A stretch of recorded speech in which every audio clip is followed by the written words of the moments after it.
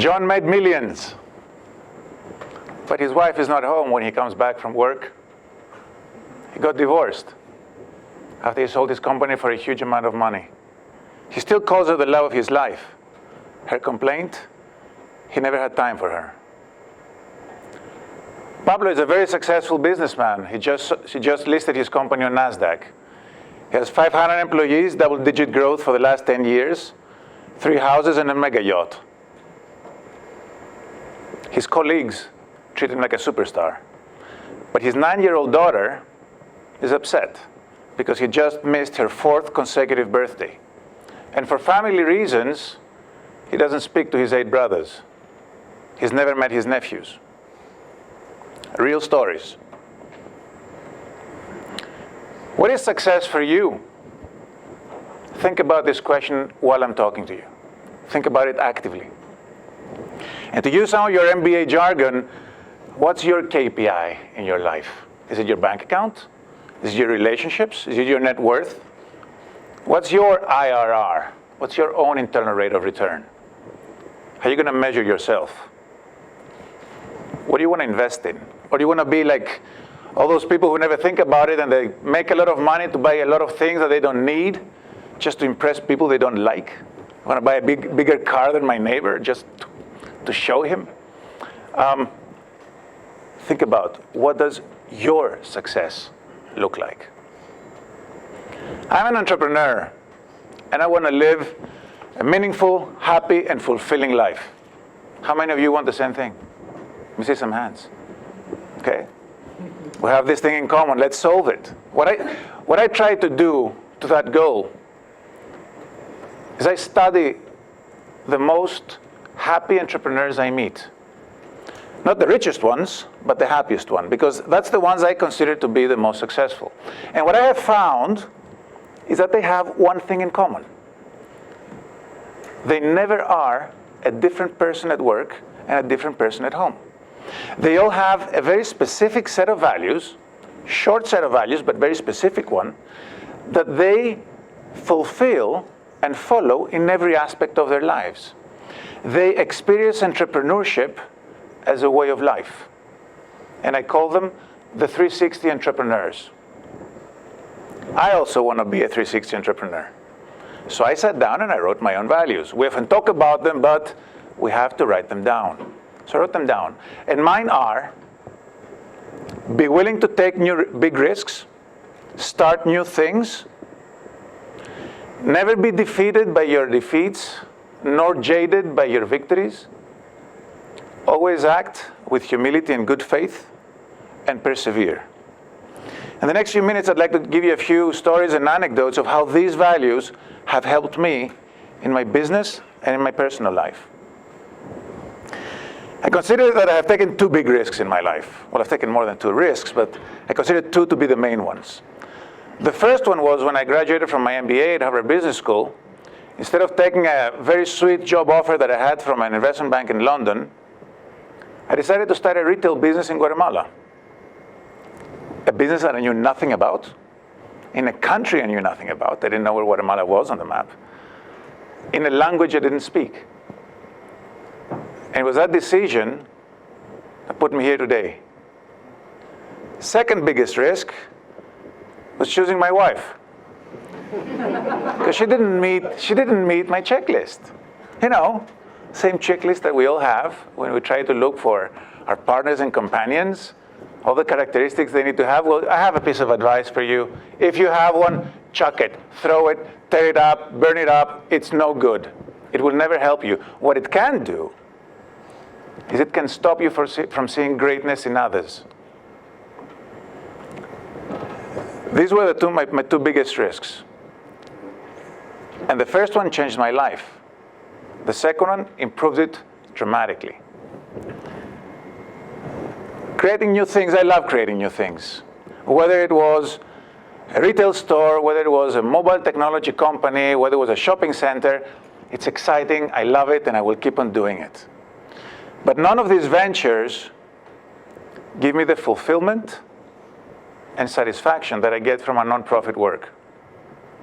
With my brother Ilias, we started a foundation in Guatemala and its program called Little Giants, that we try to maximize the potential of children that show leadership qualities from an early age. We try to build leaders, young leaders, with strong values, with the hope that when they go back to society, when they go back to their families, they will have a positive impact. And one child at a time, maybe we can make the world a better place.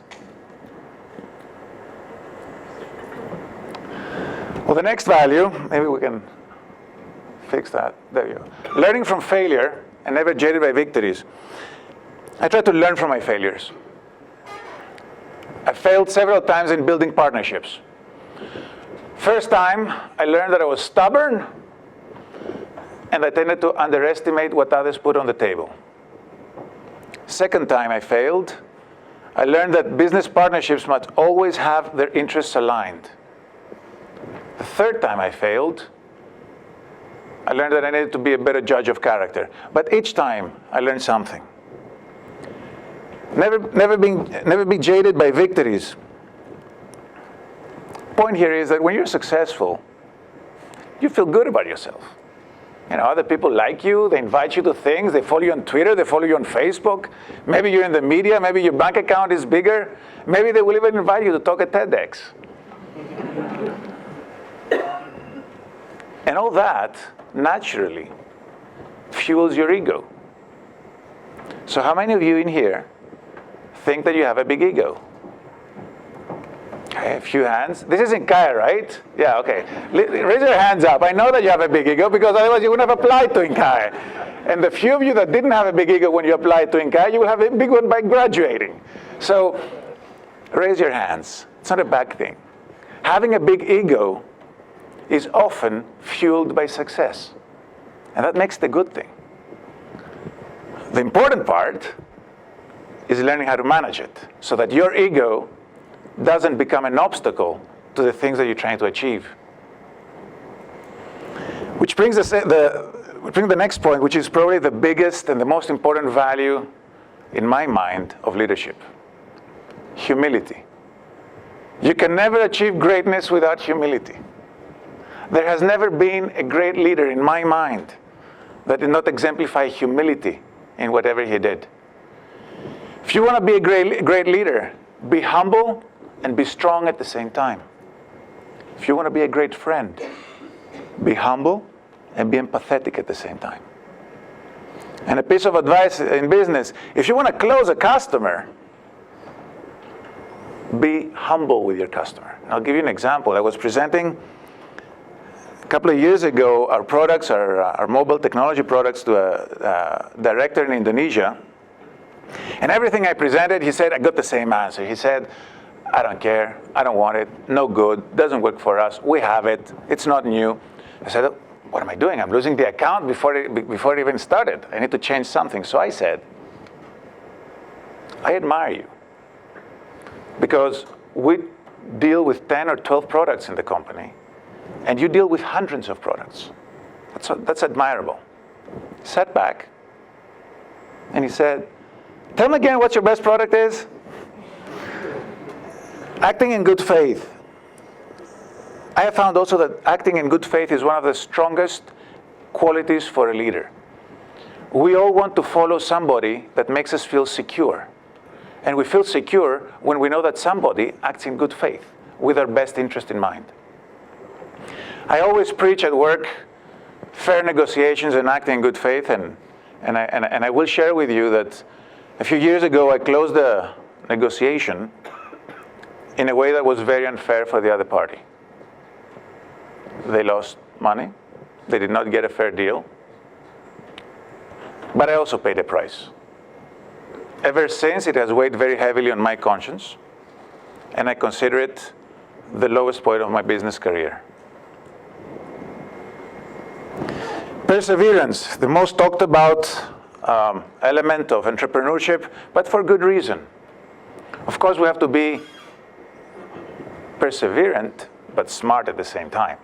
Because you have to be able to recognize when a battle is lost and leave and cut your losses. Otherwise, you'll be banging your head against the wall.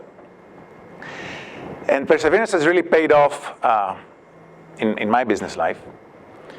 My best example is when we started the retail company in Guatemala, we were importing containers of baby goods and electronics. And of course, we had to pay import duties at the port level. And as it usually happens at the port level in many countries around the world, they wanted bribes. Because we didn't pay bribes, we got slammed with extra charges and fines that were unjustified, but were very big. So we started an uphill battle against the local tax authority. That was 2 years after we started the business. We were about to go bust. And in 4 years, we managed to win 128 cases out of the 128 cases that were brought against us. And that was a pure result of perseverance. I am an entrepreneur, and I try to use these values in everything I do in my life. I like to build, I like to create, I like to implement. I love great people, I love great friends, and I love great colleagues, and I love great teams.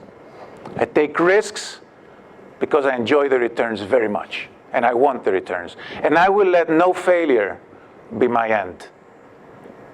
I act in good faith because it feels good, and it allows me to sleep well at night. And I will do everything I do with passion, because I don't want to waste one single hour of my life. These are my values. And as such, they might not work exactly for you. But I encourage you, please write down your own. Grab a pen, grab your cell phone, write them down, and be faithful to them. You can revisit them as we evolve in life, but be faithful to them. And be faithful in all aspects of your life. Please do not separate business life and personal life. Last I checked, we don't have one life, we don't have two. Aim for 360 success. And I will leave you with this phrase. If you don't remember anything else, just stay with this. There is no success in business life that can make up for failure in personal life. Thank you.